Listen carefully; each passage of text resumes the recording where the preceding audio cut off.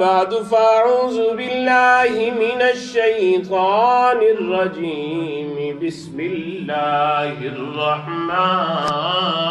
الرحيم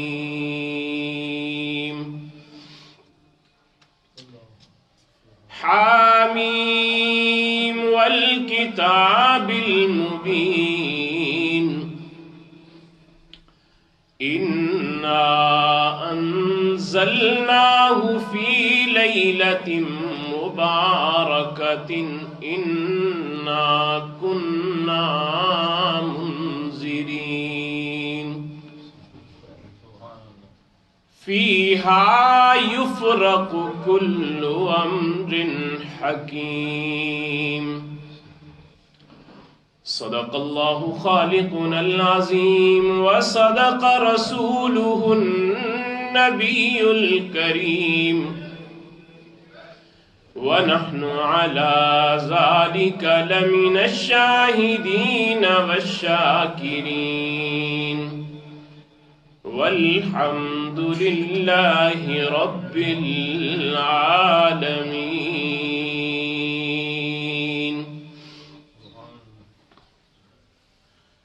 تمہیں شکوہ ہے کہ ہمارا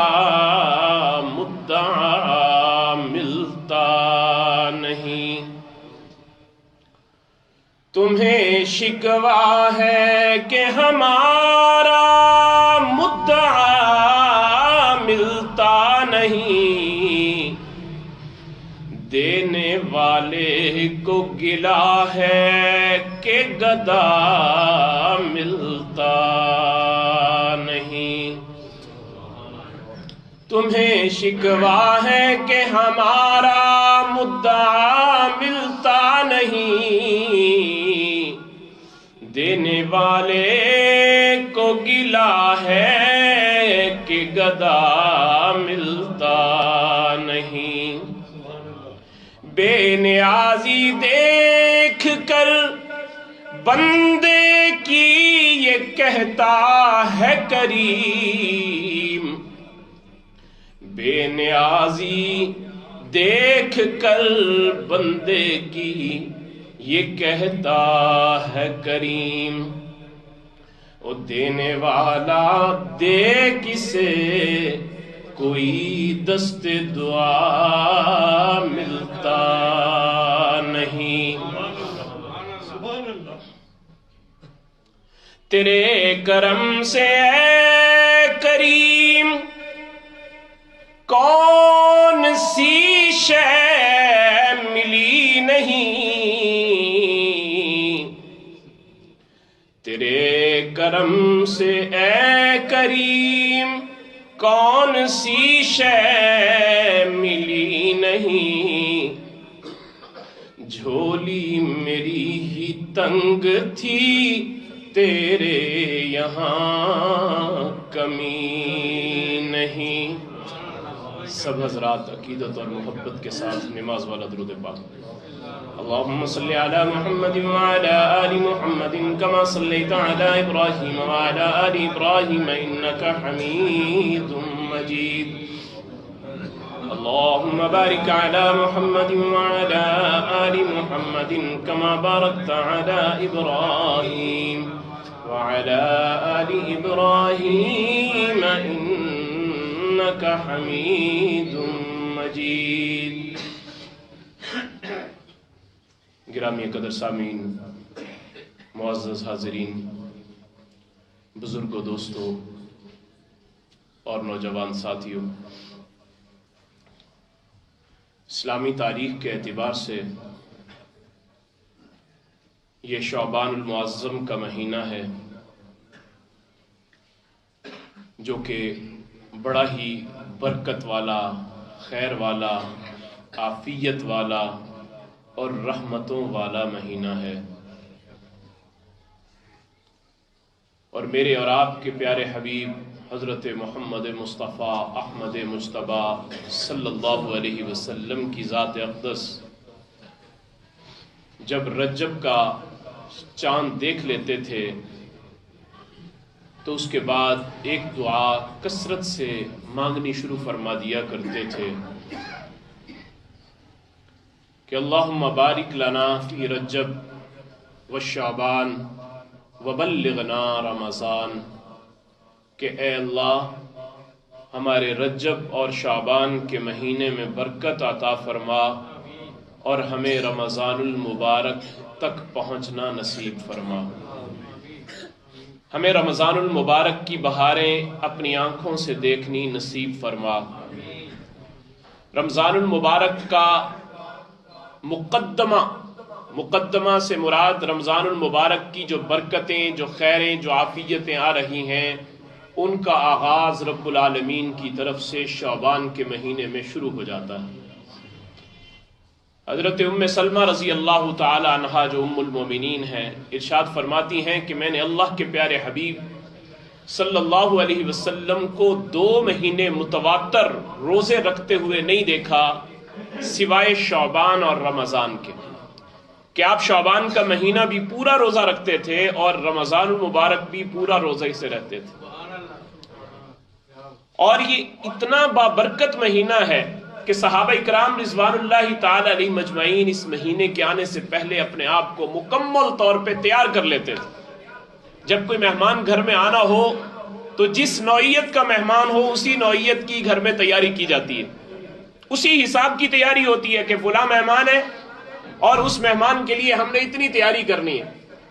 اب یہ رمضان المبارک ایک اللہ کا مہمان ہے جو ہمارے پاس آ رہا ہے، اور ہمیں اس مہمان کے آنے سے پہلے تیاری کرنے کا حکم دیا گیا کہ تیاری شروع کر دو۔ حضرت اسامہ بن زید رضی اللہ تعالیٰ عنہ نے آقا علیہ الصلوۃ والسلام سے ایک مرتبہ سوال کیا کہ یا رسول اللہ، آپ اس مہینے میں اتنی کثرت سے روزے رکھتے ہیں، وجہ کیا ہے؟ تو میرے آقا علیہ الصلوۃ والسلام نے ارشاد فرمایا کہ اے اسامہ، یہ رمضان المبارک سے پہلے کا یہ جو مہینہ ہے، یہ مہینہ ایسا ہے کہ لوگ اس مہینے کی عظمت سے واقف نہیں ہیں، اور یہ وہ مہینہ ہے جس میں بندوں کے اعمال بارگاہ خداوندی میں پیش کیے جاتے ہیں، اور میں یہ چاہتا ہوں کہ جب میرے اعمال میرے پروردگار کے ہاں پیش کیے جائیں تو اس وقت میں روزے کی حالت میں ہوں۔ جب میں روزے کی حالت میں ہوں گا تو میرا پروردگار مجھ پر رحم فرمائے گا۔ اب یہ کون کہہ رہے ہیں؟ وہ رحیم اور شفیق نبی حضرت محمد مصطفیٰ احمد مجتبیٰ صلی اللہ علیہ وسلم، جن کو اللہ رب العزت نے رحمتوں کا پیامبر بنا کے بھیجا ہے، وہ یہ ارشاد فرما رہے ہیں کہ میں اس مہینے میں کثرت سے روزے اس لیے رکھتا ہوں کہ میں اپنے رب کے سامنے اپنے اعمال کو جب بھیجوں، میرے اعمال میرے پروردگار کے پاس پیش ہوں، تو میرے اعمال جب پیش ہوں تو اس وقت میں روزے کی حالت میں ہوں، تاکہ میرے پروردگار کو مجھ پر رحم آئے۔ تو امت کو یہ تلقین کی گئی کہ رمضان المبارک کے آنے سے پہلے اس مہینے کے اندر رمضان کی تیاری کر لو، اور اس قدر تیاری کرو کہ رمضان المبارک سے پہلے یہ پھر ایک رات ایسی آ گئی جس کو 15 شعبان کی رات کہا جاتا ہے، شعبان کی 15ویں کی رات، شب برات جس کو کہا جاتا ہے۔ اب یہ شب برات وہ رات ہے جس رات کے اندر فرمایا کہ جیسے ہی سورج غروب ہوتا ہے، اللہ رب العزت کی رحمت آسمان دنیا پر تشریف لے آتی اور بندوں کے لیے منادی ہوتی ہے، پکارا جاتا ہے کوئی مغفرت طلب کرنے والا کہ میں اسے مغفرت کر دوں؟ ہے کوئی مجھ سے رزق کا طلبگار کہ میں اس کے لیے رزق کے دروازے کھول دوں؟ ہے کوئی مجھ سے اولاد مانگنے والا کہ میں اس کی جھولیوں کو اولاد سے بھر دوں؟ ہے کوئی مجھ سے اپنے لیے اور اپنے رفقا کے لیے، اپنے اعزا و اقارب کے لیے خیریں اور برکتیں مانگنے والا کہ میں ان کو خیریں اور برکتیں عطا کر دوں؟ فرمایا صبح تک یہ پکار ہوتی رہتی ہے اور بندوں کو اللہ رب العزت کی رحمتیں پکارتی رہتی ہیں۔ سارا سال گناہگار اپنے رب کی رحمتوں کو تلاش کرتے ہیں، مگر یہ رات وہ ہے کہ جس رات میں اللہ کی رحمتیں اپنے گناہگار بندوں کو تلاش کرتی ہیں کہ میرے بندے کب آئیں میرے دروازے پہ۔ اور جب یہ بندہ اپنے پروردگار کے دروازے پہ چلا جاتا ہے تو پھر اس کو بتایا جاتا ہے میرے بندے تیرے آنے میں دیر ہے، تیرے پروردگار کے معاف کرنے میں کوئی دیر نہیں۔ تو نے آنے میں دیر کی ہے، تیرا رب تیرے لیے بخشش کے دریا بہانے میں دیر نہیں کرے گا۔ تیرے رب کی طرف سے تجھ پر رحمتوں کے، خیروں کے، برکتوں کے فیصلے شروع ہو جائیں گے۔ میرے بھائیوں، صحابہ کرام رضوان اللہ تعالی علیہم اجمعین رجب کے فوراً بعد اپنے معاملات کو دیکھنا شروع کر دیا کرتے تھے، اپنے معاملات کو صاف کرنا، جن کا قرض ادا کرنا ہوتا قرض ادا کر دیتے، اپنے حقوق العباد کا خیال رکھتے، زکوٰۃ کا حساب لگانا شروع کر دیتے۔ کیوں؟ اس لیے کہ رمضان المبارک سے پہلے اپنے آپ کو، میں کہتا ہوں اللہ نے 15 شعبان کی رات بندوں کو دی ہی اس لیے ہے کہ میرے بندوں رمضان کے آنے سے پہلے خوب پاک صاف ہو جاؤ۔ جب رمضان المبارک کا مہینہ آئے تو اس سے پہلے تمہارے بدن سے ساری گناہوں کی میل اتر چکی ہو، اور جو اللہ تمہارے اوپر رحمتوں کی، برکتوں کی بارش نازل فرمانا چاہتے ہیں تم اس سے خوب مستفیض ہو سکو۔ اور پھر رمضان المبارک سے پہلے یہ رمضان المبارک کی برکتیں اللہ دے رہے ہیں، اور یہاں پر یہ بتایا جا رہا ہے اب یہ رمضان 15 شعبان کی رات کو عبادت کی رات کیوں کہا؟ اس لیے کہ اس رات میں اگر عبادت کرو گے تمہارے لیے رمضان المبارک کے اندر 1 گھنٹہ تراویح کے اندر کھڑا ہونا آسان ہو جائے گا۔ اگر تم رمضان المبارک سے پہلے کچھ تھوڑا سا روزہ رکھ لو گے تو تمہاری پریکٹس ہو جائے گی کہ اچھا روزہ رکھنا کوئی اتنا مشکل کام نہیں ہے، میں روزہ رکھ سکتا ہوں، تمہیں روزہ رکھنا آسان ہو جائے گا، کوئی انہونی بات نہیں لگے گی، تمہارے لیے اتنی مشکل نہیں رہے گی۔ تو اللہ رب العزت اپنے بندوں کے اوپر بڑے شفیق ہیں، بڑے رحیم ہیں، بڑے کریم ہیں، بڑے مہربان ہیں، اور وہ اپنے بندوں کے اوپر اپنی مہربانیاں نازل فرماتے ہیں کہ میرے بندے کے اوپر، میں اپنے بندے کے اوپر اپنی رحمتوں کی برسات نازل کرتا ہوں، اور اگر پھر بھی کوئی بندہ اس کی رحمتوں کو لوٹنے کے لیے نہ آئے تو پھر بھی اگر اس کی رحمت سے مایوس رہ جائے تو یہ اس انسان کی ہی بدبختی ہو سکتی ہے، وگرنہ اللہ کا رحمت تو دریائے جوش میں آیا ہوا ہے۔ علامہ اقبال نے کیا کہا تھا؟ کیوں منتیں مانگتا ہے اوروں کے دربار سے اقبال، وہ کیا ہے جو ملتا نہیں تیرے پروردگار سے؟ تیرے پروردگار کے دربار میں ہر چیز موجود ہے، ذرا آ کر تو دیکھ اپنے رب کے دربار میں، آ کر تو دیکھ، اپنی لو لگا کر تو دیکھ، تو اپنے رب کے دروازے پر جب آئے گا تیری جھولیوں کو اسی وقت تیرا پروردگار بھر دے گا، تیری جھولیوں کو بھر دے گا تیرا پروردگار۔ اور اللہ رب العزت کی طرف سے اس رات کے اندر رحمتوں کے فیصلے ہوتے ہیں اور بخششوں کے فیصلے ہوتے ہیں۔ اما جان سید عائشہ رضی اللہ تعالیٰ عنہ فرماتی ہیں ایک رات میں رات کو بیدار ہوئی تو میں نے دیکھا کہ حضور علیہ الصلوۃ حجرہ مبارک میں نہیں، تو میں پریشان ہو گئی، تلاش کرنے لگی کہاں گئے میرے محبوب۔ تلاش کرتے کرتے میں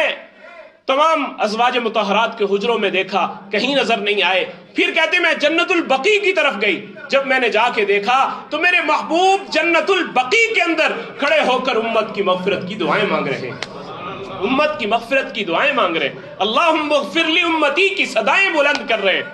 اور اما جان نے پوچھا کہ یا رسول اللہ آپ اس وقت اتنی رات میں آپ جنت البقیع کے اندر؟ فرمایا عائشہ تجھے پتا نہیں آج کی رات کون سی رات ہے؟ فرمایا یا رسول اللہ مجھے نہیں پتا کون سی رات ہے۔ فرمایا یہ آج 15 شعبان کی رات ہے، اور اس رات میں اللہ رب العزت اپنے بندوں پر اتنی رحمتیں فرماتے ہیں کہ مدینے کے اندر سب سے زیادہ قبیلہ کلب تھا جو بکریوں کا کاروبار کرتا تھا، ان کی بکریاں بہت زیادہ تھیں۔ فرمایا اس رات میں اللہ قبیلہ کلب کی بکریوں کے بالوں کے برابر لوگوں کو جہنم سے آزاد فرماتے ہیں، قبیلہ کلب کی بکریوں کے بالوں کے برابر۔ اب اتنی زیادہ مقدار میں اللہ کی رحمتیں نازل ہو رہی ہیں، اور اللہ رب العزت اپنے بندوں کے اوپر رحمتوں کی بارش کر رہے ہوں، اور بندہ پھر بھی اپنے رب کی رحمت سے مایوس اور محروم رہ جائے تو یہ اس انسان کی بدبختی۔ اور ہم نے اس رات میں کیا شیوا بنا لیا؟ ہم نے اس کو کھانے پینے کی رات بنا لیا کہ کھاؤ پیو موج مستی کرو، اور ہم نے اس کو جناب آتش بازی کی رات بنا لیا کہ اس میں جناب خوب خوشیاں مناؤ اور شرلیاں پٹاخے چلاؤ۔ میرے بھائیوں یہ رات اس لیے نہیں تھی، یہ تو اللہ کی رحمتوں کو سمیٹنے کا ذریعہ تھی کہ ہم اپنے دامن میں اللہ کی رحمتوں کو سمیٹتے۔ اللہ کی رحمتیں آسمان سے زمین پر برس رہی ہیں، اور ہم زمین سے اوپر کی طرف آگ کے شعلے بھیج رہے ہیں، اور ہم عمل سے یہ بتا رہے ہیں کہ ہمیں اللہ کی رحمت کی ضرورت نہیں۔ الامان والحفیظ، اللہ ہم سب کی اور ہماری اولادوں کی اس چیز سے حفاظت فرمائے۔ یہ اتنی خوبصورت رات ہے کہ اس رات میں اپنے اللہ کے ساتھ لو لگانا اور اپنے اللہ کو منانا، اپنے رب سے اپنے گناہوں کی معافی مانگنا، یہ ہمارے لیے بہت ہی عظمت اور فضیلت کی بات ہے۔ لیکن کچھ لوگ ایسے ہیں حدیث پاک میں بتائے گئے کہ جن کو اللہ رب العزت اس رات کے اندر بھی، جب اللہ کی رحمتوں کی بارش چھم چھم برس رہی ہے، مگر پھر بھی اس رات میں کچھ لوگ ایسے ہیں جو اللہ کی رحمت سے مایوس اور محروم رہ جاتے ہیں۔ فرمایا ان میں سب سے پہلا آدمی جو اللہ کی رحمت سے اس رات میں بھی مستفیض نہیں ہوتا اور اس کو اس رات میں بھی اللہ کی رحمت سے ایک چھینٹا بھی نصیب نہیں ہوتا، فرمایا وہ مشرک ہے جو شرک کرتا ہے، اللہ کی ذات کے ساتھ کسی کو شریک ٹھہراتا ہے۔ مشرک کی اس رات میں کوئی بخشش نہیں ہے۔ ان اللہ لا یغفر ان یشرک بہ ویغفر ما دون ذلک لمن یشاء، اللہ رب العزت فرماتے ہیں کہ اللہ رب العزت مشرک کی بخشش نہیں فرماتے، اس کے علاوہ جتنے لوگ ہیں ان کی اللہ بخشش فرما دیتے ہیں۔ اگر چاہے اللہ تو سب کو معاف کر سکتا ہے، لیکن مشرک کے لیے اللہ خود کہتے ہیں یہ میرے قانون میں شامل نہیں ہے کہ میں مشرک کی بخشش کر دوں۔ اور اپنی جبین نیاز کو اپنے رب سے ہٹ کر کسی اور دروازے پہ رکھنا یہ اللہ کو پسند نہیں ہے، اللہ کی غیرت گوارا نہیں کرتی، اللہ اس چیز کو پسند نہیں فرماتے۔ تو اس لیے اس رات میں شرک سے بھی توبہ کرنا کہ مولا کریم میں شرک سے بھی توبہ کرتا ہوں۔ اور دوسرا بندہ جو حدیث پاک میں بتایا گیا کہ جس کی اس رات میں بھی مغفرت نہیں ہوتی، وہ فرمایا کینہ پرور ہے، اپنے دل میں لوگوں کا بغض رکھنے والا، لوگوں کی نفرت دل میں رکھنے والا، عداوت رکھنے والا، لوگوں کی دشمنی اپنے دل میں رکھنے والا، بلا وجہ اپنے دل میں دشمنیاں پالنے والا، یہ بندہ بھی اللہ کی رحمت سے اس رات میں محروم رہ جاتا ہے۔ اتنی رحمت اللہ کی برس رہی ہے لیکن یہ بندہ اس رات میں بھی اللہ کی رحمت سے محروم ہے۔ فرمایا تیسرا آدمی جو اس رات میں بھی اللہ کی رحمت سے محروم رہتا ہے، فرمایا وہ شراب کا عادی ہے، جو شراب پینے کا عادی ہے، وہ اپنے آپ کو شراب کے نشے میں دھت رکھتا ہے۔ فرمایا یہ آدمی، شرابی آدمی، یہ بھی اللہ کی رحمت سے اس رات میں محروم رہ جاتا ہے، اسے بھی اللہ کی رحمت سے کوئی حصہ نصیب نہیں ہوتا۔ اور چوتھا آدمی جو حدیث پاک میں بتایا گیا کہ اس رات میں اللہ کی رحمتوں سے محروم رہ جاتا ہے، وہ فرمایا مسبل آزار، اپنی سلوار اور تہبند کو ٹخنوں سے نیچے رکھنے والا، جس کی سلوار تہبند، اب یہ گناہ بے لذت ہے، ہم سلوار تہبند ٹخنوں سے نیچے رکھتے ہیں، کوئی مزہ نہیں آتا ہمیں، لیکن یہ اتنا بڑا گناہ ہے، یہاں تک لکھا علماء نے کہ اگر کوئی نماز اس حالت میں پڑھ لی جاتی ہے کہ ہماری سلوار سے ہمارے ٹخنے ڈھکے ہوئے ہیں، فرمایا یہ نماز واجب الاعادہ ہے، دوبارہ نماز پڑھنی پڑے گی، اتنا بڑا یہ گناہ ہے۔ اور انسان اس گناہ کے اندر مبتلا رہتا ہے اور اس کی ہمیں کبھی فکر بھی نہیں ہوئی کہ یہ بھی ایک گناہ ہے۔ اور ایسا بندہ جس کی عادت بنی ہو کہ وہ اپنی سلوار کو ہمیشہ ٹخنوں سے نیچے رکھتا ہے، اب یہ سلوار کو اب ٹخنوں سے اوپر رکھنے والے کا مذاق اڑایا جاتا ہے، کہتے ہیں یہ صوفی بن گیا، یہ صوفی بن گیا، یہ اپنی سلوار کو ٹخنوں سے اونچا رکھتا ہے، حالانکہ یہ میرے پیارے حبیب صلی اللہ علیہ وسلم کی سنت مبارکہ ہے۔ حضرت عثمان غنی رضی اللہ تعالیٰ عنہ کو اللہ کے پیارے حبیب علیہ السلام نے جب اپنا قاصد بنا کر مکہ مکرمہ میں بھیجا تھا، تو جب وہاں پہ گئے ان سرداروں سے بات کرنے لگے تو حضرت عثمان غنی رضی اللہ تعالیٰ عنہ کے ایک عزیز تھے جو جن کے پاس یہ ٹھہرے ہوئے تھے، انہوں نے کہا عثمان تم ان کے پاس جا رہے ہو، اہل عرب کے ہاں جس کی سلوار جتنی نیچے ہوتی ہے وہ اتنا باعزت سمجھا جاتا ہے، وہ اتنا بڑا سردار مانا جاتا ہے، آپ اپنی سلوار کو نیچے کر لیں۔ اور حضرت عثمان کی سلوار آدھی پنڈلی تک تھی، آدھی پنڈلی تک، اور انہوں نے کہا اپنی سلوار کو نیچے کر لیں، ٹخنوں سے نیچے کر لیں۔ حضرت عثمان غنی رضی اللہ تعالیٰ عنہ بڑا خوبصورت جواب دیتے ہیں، فرماتے ہیں کہ میں اللہ کے پیارے حبیب علیہ السلام کی سنت مبارکہ کو ان لوگوں کی وجہ سے میں ترک نہیں کر سکتا، میں ان لوگوں کی وجہ سے اپنے نبی کی سنت نہیں چھوڑ سکتا، نہیں مجھے اچھا جانتے تو نہ جانے، نہیں مجھے بڑا سمجھتے تو نہ جانے، لیکن میں اپنے پیارے حبیب علیہ السلام کی سنت کو نہیں چھوڑ سکتا۔ صحابہ اکرام کے ہاں اس سنت کی قیمت تھی، ویلیو تھی، قدر تھی، لیکن آج ہمارے دل سے اللہ کے پیارے حبیب علیہ السلام کی سنتوں کی قدر زندگی سے نکل چکی ہوئی ہے۔ میرے بھائیوں، اپنے پیارے حبیب علیہ السلام کی سنتوں کو اپنی زندگی میں ہم لاگو کریں، اور یہ سلوار کا نیچے رکھنا، یہ ہم میں سے 90% لوگ ہیں جو اس گناہ کے اندر مبتلا ہیں اور ہمیں اس کی فکر بھی نہیں۔ اس رات میں اللہ رب العزت سب لوگوں کی بخشش فرماتے ہیں، لیکن وہ بندہ جس کی یہ ٹخنوں سے نیچے سلوار ہو، تہبند ہو، اس بندے کو بھی اللہ رب العزت اس رات میں مغفرت کا اس کے لیے فیصلہ نہیں فرماتا۔ اور پھر پانچواں بندہ وہ جو اپنے والدین کا نافرمان، جو والدین کے ساتھ نافرمانی کرتا ہے۔ اللہ نے والدین کی نعمت دی ہے، اس والدین کی نعمت کی ان کی زندگی میں قدر کرو، اپنے والدین کے ساتھ حسن سلوک کرو، اپنے والدین کی قدر کرو، اور اگر والدین کی تم قدر نہیں کرتے، اللہ رب العزت اس رات میں جب لوگوں کو اللہ رب العزت تھوک کے حساب سے مغفرتیں تقسیم کر رہے ہیں، بخششوں کی بارش کر رہے ہیں، اس رات میں بھی یہ بندہ اللہ کی رحمتوں سے محروم رہ جاتا ہے جو اپنے والدین کا نافرمان۔ تو اپنے والدین کی فرما برداری کرنا، اپنے والدین کے ساتھ حسن سلوک کرنا، یہ اللہ کو بھی پسند ہے، اللہ کے پیارے حبیب علیہ الصلوۃ والسلام کو بھی پسند ہے۔ تو جس کو اللہ نے یہ نعمت دی ہے وہ اس نعمت سے فائدہ اٹھائیں، اور جن کے پاس یہ نعمت نہیں، جن کے والدین دنیا سے جا چکے، اپنے والدین کے لیے صدقہ اور خیرات کا اہتمام کریں، اپنے والدین کے ملنے والوں سے حسن سلوک کریں، اپنے والدین سے ملنے والوں سے اچھا سلوک کریں، اپنے والدین کے ملنے والوں کے ساتھ احسن سلوک کریں، اور اپنے والدین کے ساتھ اچھا سلوک کرنے کا ایک ذریعہ یہ بھی ہے کہ ان کے لیے قرآن پڑھ پڑھ کے ایصال ثواب بھی کریں، ان کو کچھ نہ کچھ تحفے تحائف بھیجیں۔ وہ آج محتاج ہیں آپ کے، اگر وہ قبر میں جا چکے ہیں تو آپ کی طرف سے جانے والا تحفہ ان کی نیکیوں میں اضافہ کر دے گا، ان کے لیے راحت کا سامان ہو جائے گا۔ میرے بھائیوں، یہ رمضان المبارک سے پہلے اللہ اپنے بندوں کو، لوگ کہتے ہیں کہ رمضان المبارک سے پہلے شیطان رمضان المبارک کے اندر قید کر دیا جاتا ہے، لیکن جناب شیطانیاں تو پھر بھی جاری رہتی ہیں۔ شیطان رمضان المبارک میں باندھ دیا جاتا ہے لیکن شیطانیاں نہیں رکتی۔ میرے بھائیوں، اس کی مثال ایسے ہی ہے جیسے ایک سائیکل کو اگر سٹینڈ پہ کھڑا کر لیا جائے اور اس کے ہاتھ سے اس کا پیڈل گھمانا شروع کرے تو کیا ہوگا؟ اس کا چکا گھومنا شروع ہو جائے گا، اس کا ویل گھوم رہے ہیں، اور گھومتے گھومتے اب میں نے اس کو چلانا چھوڑ دیا، لیکن کیا وہ رک جائے گا؟